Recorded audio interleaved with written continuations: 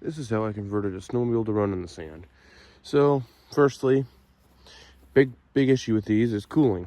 They're cooled by these big aluminum heat exchangers that the track throws snow on, and it cools. Well, obviously in sand that's not going to work. So, what I did is there's the front heat sink in here that we disconnected. You can see there, and then just plumbed in and bypassed that.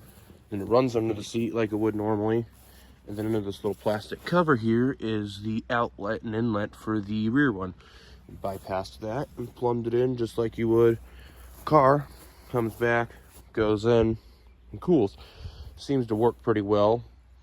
Sits about 125 degrees. I haven't seen it get really any hotter than that. Temp lights never came on. Yeah, ignore that. That's a little goofy. This, as far as engine bay modifications, aside from the hose, you got some air filters. The rest of it, it's about the same. Now for the wheels, this is where it got kind of funky. I have to make adjustable top A-arms because the camber on it is all jacked up, and that has to do with the way we mounted it.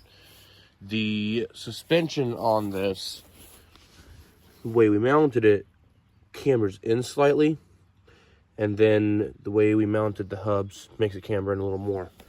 So what I need to do is make a cut here, use a Heim joint from here to here, and so you can adjust it and push that out and pushing the wheel over. And even worse than that, it's not even from front tire to front tire. A little goofy. It doesn't really affect the way it handles. It doesn't turn quite as good as it probably could. More than anything, it's just kind of hideous. Uses Yamaha blaster hubs and rims, but aside from that, it's all factory. It's got a fan on a switch and all that. Fuel pumps on the switch, but otherwise it's factory snowmobile. On what the underside of this looks like after it's been in the sand. It did have a bearing failure right back here. Kind of expected that. And then one up here. That one, I don't think it was a bearing failure. I think the bolt just actually rattled loose.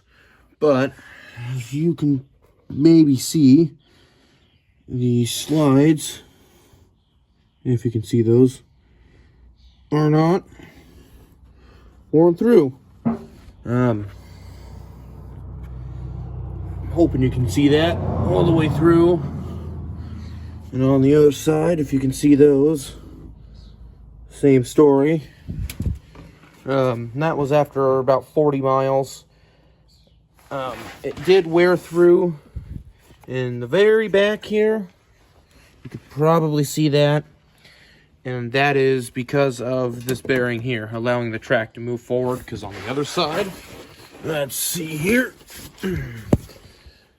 The other side is okay.